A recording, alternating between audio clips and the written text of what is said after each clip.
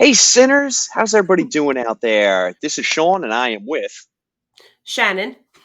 and this is our Shortcuts episode. This is where we take all of the juicy tidbits of horror that we've been able to curate for the week, and we dice it into little bite-sized pieces, and then we gently place it into your little beak, like a mama horror bird. So weird. So weird. We serve it for a little tea time with little finger sandwiches and macaroons. I thought mine was weird, and then you took it to another level. Now I feel better. Thank you. Yay! You're welcome. Literal finger sandwiches of horror. So this, I hope you're not too hungry this week, Sinners, because the finger sandwiches are going to be a little small. It's a light week. Not that we don't have some really exciting news, but there wasn't a whole heck of a lot of it. So let's get to first and foremost. Let's get to those birthdays and anniversaries. I'm dying to Yes. find out what we have. Yes. All right. So I have two this week. So the first one is not really horror. It's more of like an action film, but you'll understand why, Sinners, if you've seen this one. So celebrating 20 years, came out in 2004, and this is The Punisher. The one featuring Thomas Jane and John Travolta, because I know there's a few Punisher movies out there. So just to clarify which one I'm talking about. But Awesome. this one, yeah, this one I loved. This one. It was gritty, just violent. Obviously, the first opening scene of Thomas Jane's. Well, I'm sorry, that's the actor. Thomas Jane's family is okay. Thomas They're Jane's all fine. family is perfectly fine. But the Punisher's like entire family, like that whole scene is just brutal to watch. Yeah, it's You graphic. know, yeah, yeah. Absolutely. And then hmm they just kind of with the movies they ramp up the violence, like the Ray Stevenson one, R.I.P. Ray Stevenson. It's just insanely over the top violence. Which I mean, look, for a Punisher movie, that's exactly what you want. And then Netflix came along, and I think, in my opinion, they just crafted the perfect Punisher series because they could take their time with it. And John Bernthal is just. He's just incredible. So I Yeah. cannot wait for more of that, which we're going to get because the Punisher is in the Daredevil Born Again series coming to Netflix with Charlie Cox playing Daredevil, and that series is a friggin' banger too. So, Yeah. love it all. All right, so this one is the complete opposite end of the plane, both in era as well as genre. Okay, So this one is celebrating 85 years. So it came out 1939. A little movie called The Face at the Window. the year I was Um, born. you look fantastic for your age, by the way. You're gonna have to tell me your secret. Oh, oh well, we'll be talking about it when we discuss The Witch. Robert Eggers' The Witch. It's lots and lots of delicious baby blood and fat Ah, rubbed all over me. makes sense. Makes sense. Now, this one caught my attention. First of all, I'm kind of a sucker for black and white movies. There's some that really hold up, and you can totally see the influence that later movies adapted, whether it's 50s, 60s, 70s, 80s, even now a little bit sometimes.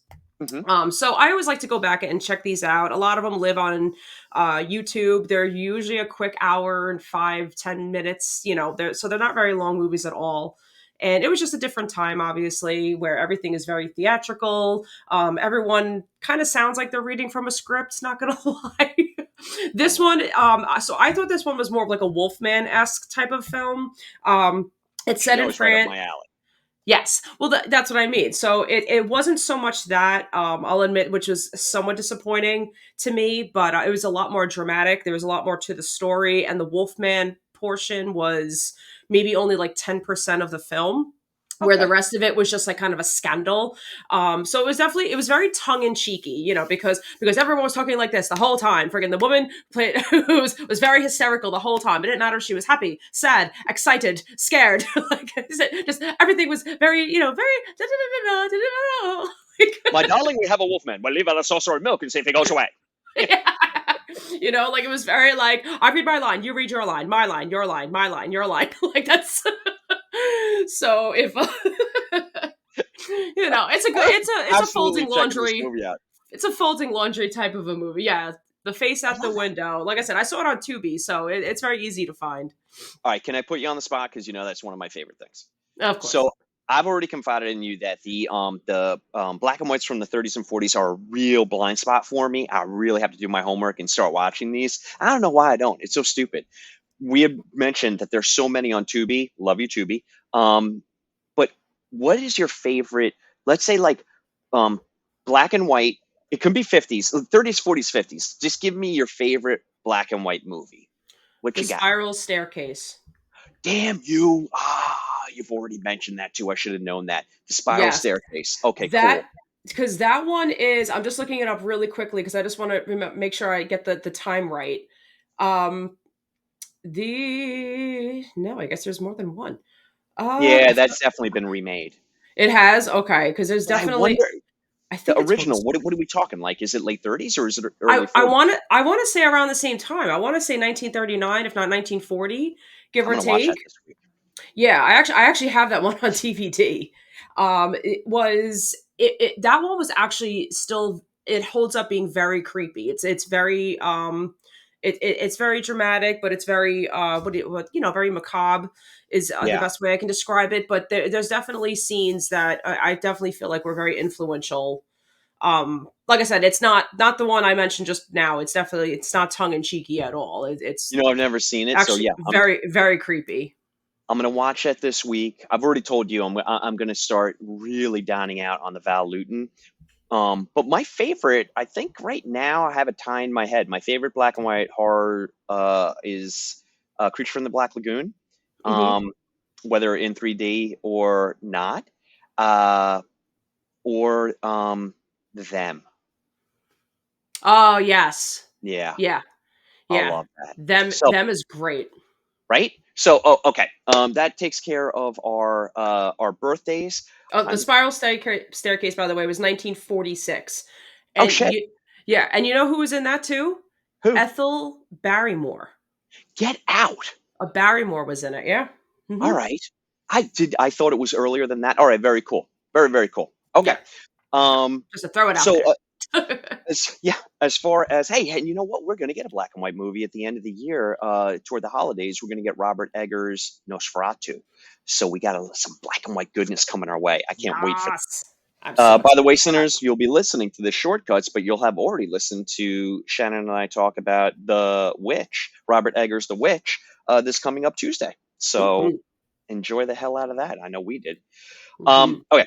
Movies are, we've got tons of movies out right now. We have mentioned damn near all of them. But as far as new ones, you have Sting, which came out this Friday. You have Arcadian with Nicolas Cage, which came out this Friday. You have Abigail, which comes out on the 19th. So you'll be listening to this on the 18th, and you'll have probably already bought your tickets to go see Abigail for the 19th.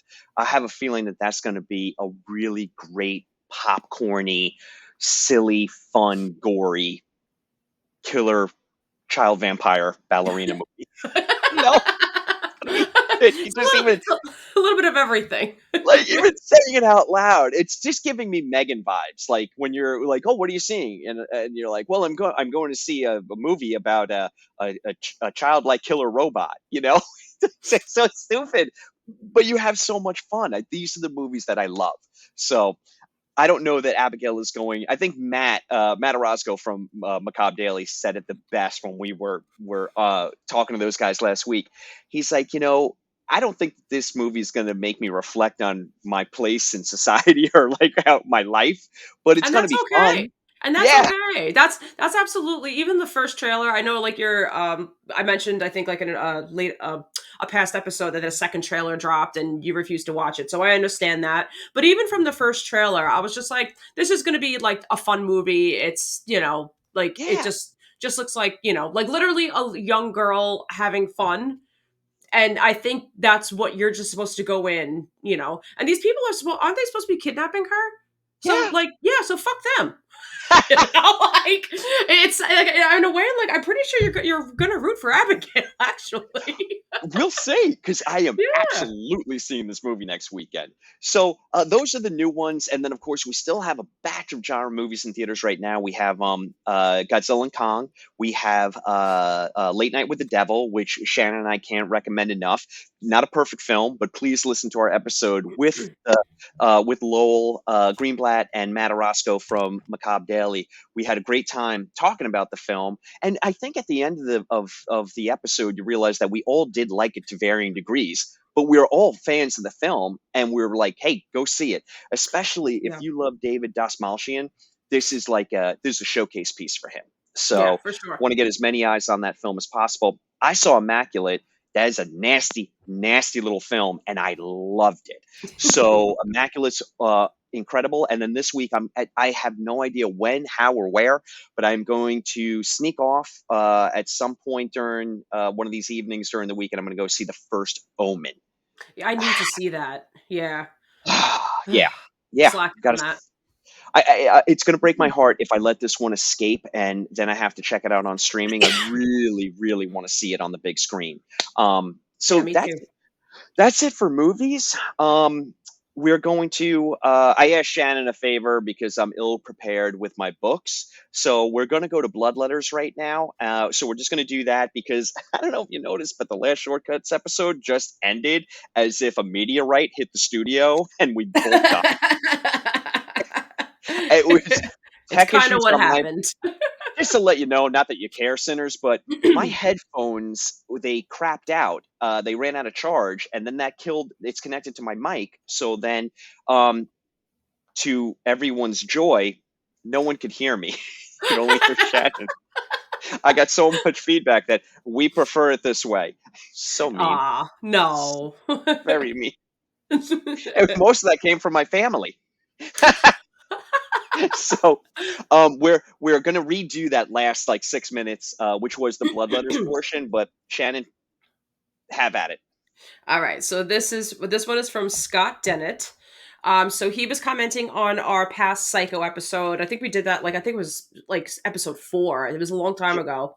it was Um, still, but let me put it to you this way: you and I were still putting on sunscreen.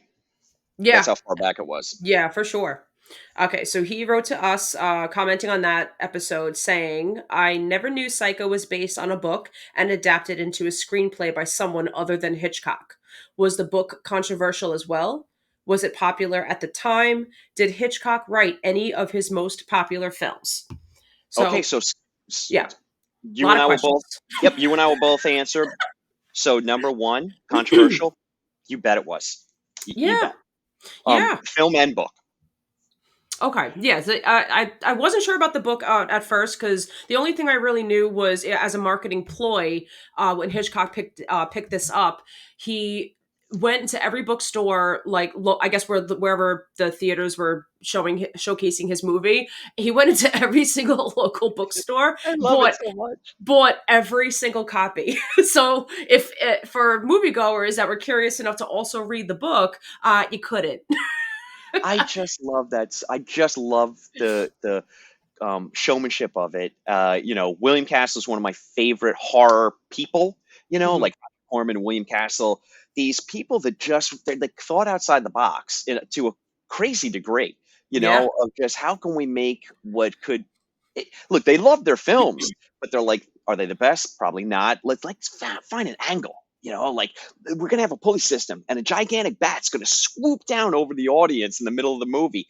If that happened today, I would love that so much. I couldn't even tell you how much I would love that. That's That why, would be like, so much fun.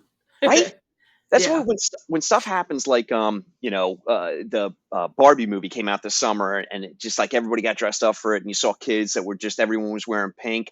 So people get so pissed off at that and I never understand why. I love the inclusion of taking it from like a cerebral experience to an actual physical experience. I love that for movies. Yeah, You know? I love dressing up. I mean, shit.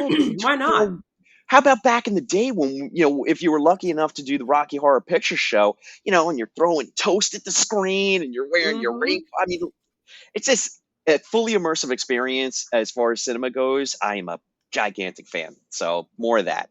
Yeah, for Um, sure.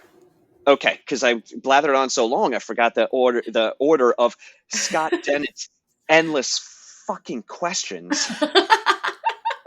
So the Wait, Oh wait. yeah, explain I do have to ex preface this. Scott is a family friend. He is just an absolute sweetheart. And he, just to put this out there, he is a novelist. We will put the link to where to buy his novel, which Shannon is called. For the things I didn't know.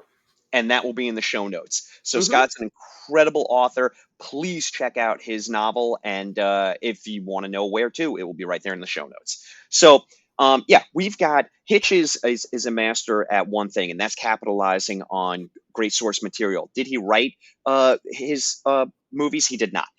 Rarely ever wrote anything, but he was so good at taking adapting really good novels, you know, Yeah, uh, needed visual stories out of it. Yeah.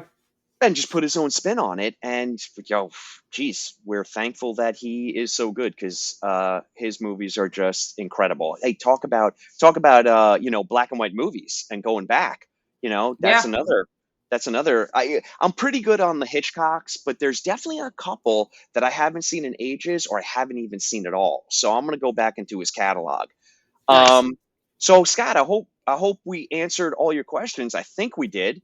And yeah, we're going to point people toward your incredible novel. And thanks a lot for the question. I really appreciate it.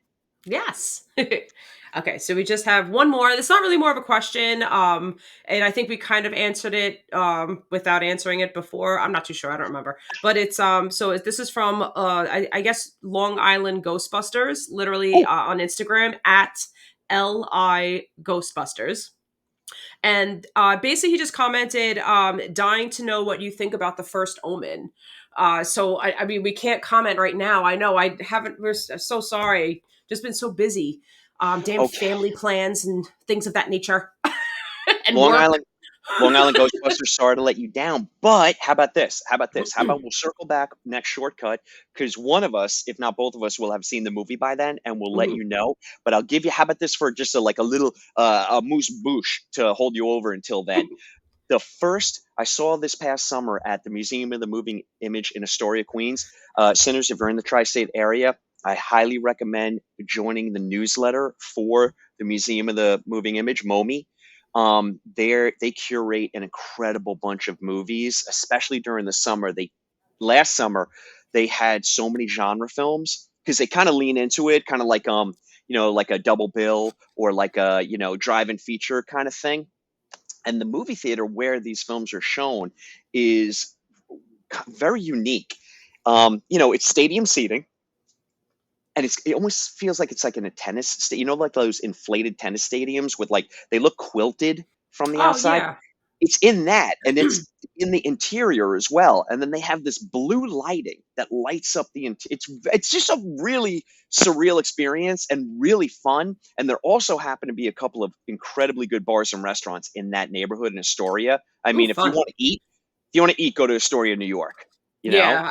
I've always heard Astoria is a fun place to be with especially the bar and like the nightlife, like the bars and restaurants, just on one strip. So many places to choose from.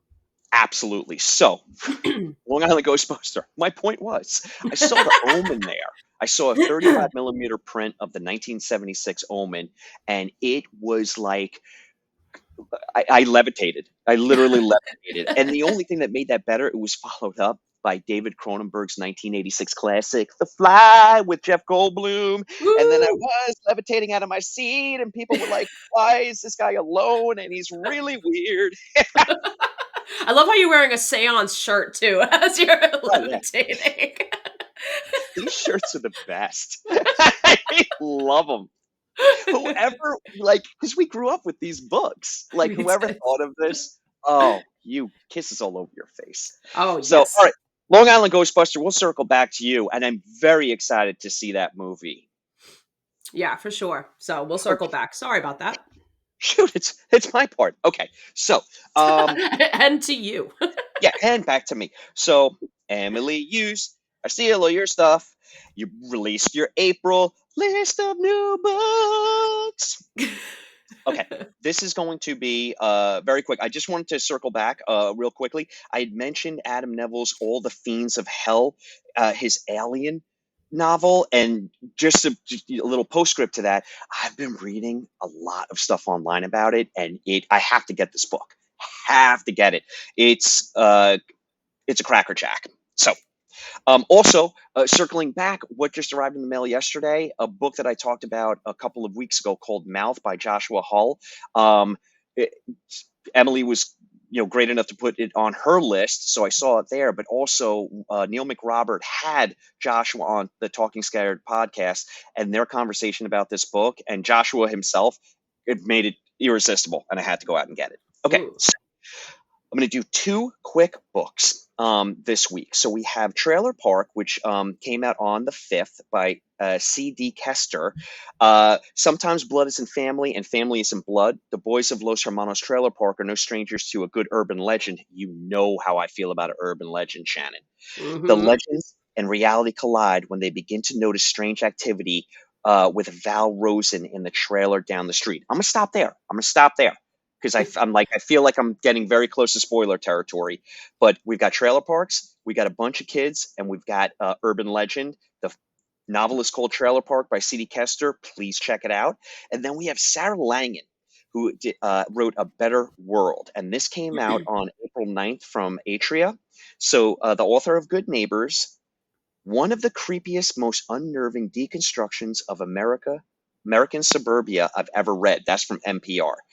Returns with a cunning, out-of-the-box satirical thriller about a family's odyssey into an exclusive enclave for the wealthy that might not be as ideal as it seems. I love everything I said right there. Oh my goodness. Okay, so Sarah Langen is an incredible author, as are all of the people on these lists. Emily Hughes does her work. She's just not going out there and just grabbing everything just to fill up a list. She painstakingly takes her time and makes sure that these suggestions are exactly what our sinners are looking for. If you're into Hmm. horror, if it's on this list, she's already done the hard yards. Buy with confidence. Yes. I I felt like that was a literal commercial,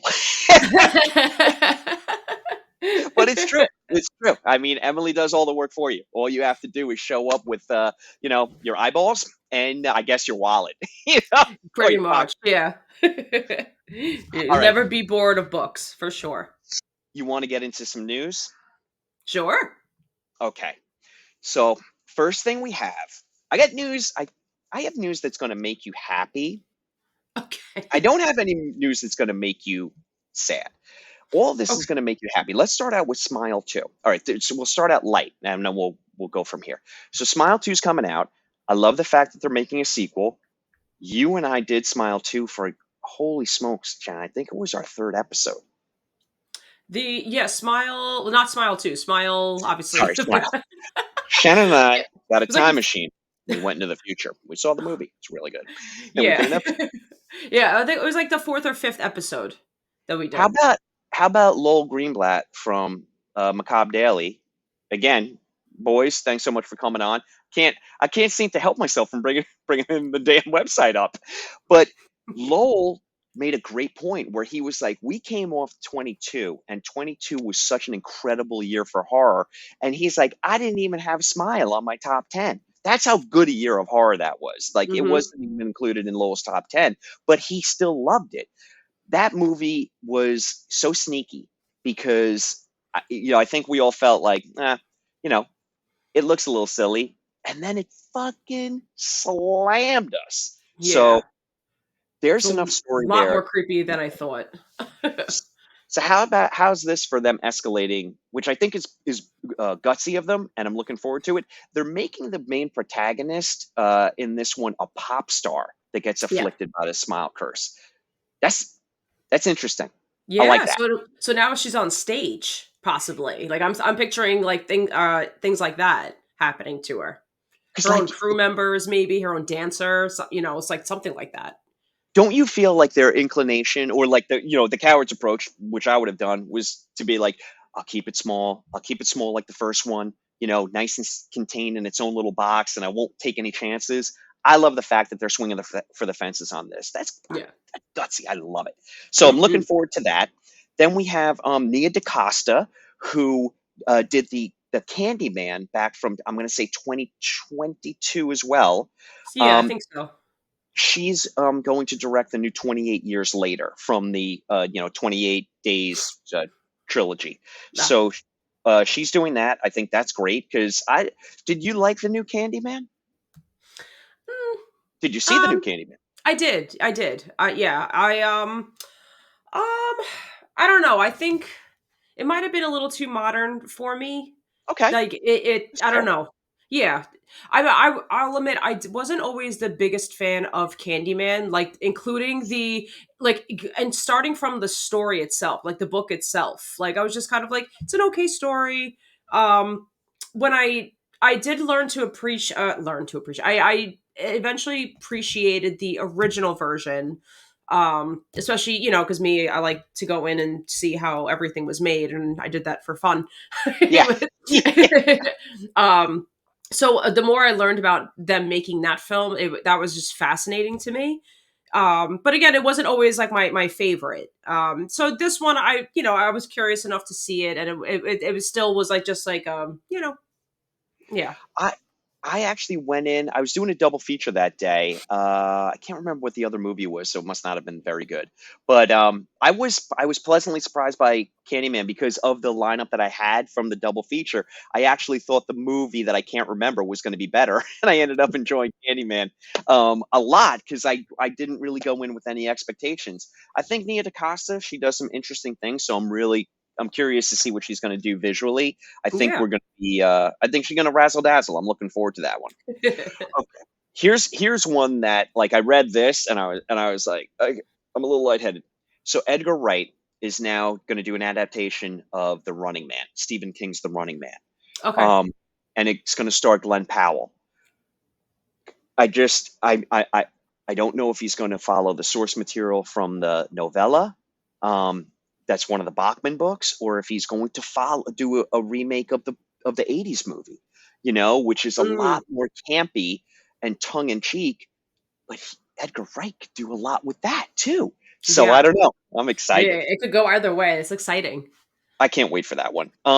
Monarch, which I watch. I don't know if Monarch the Godzilla show on Apple got renewed for season 2. So Oh, fun. one guy's happy. Um, I mentioned this. Geez, this is going all the way back to the summer. I mentioned the video game Dredge, which is a Mm, really great Lovecraftian video game.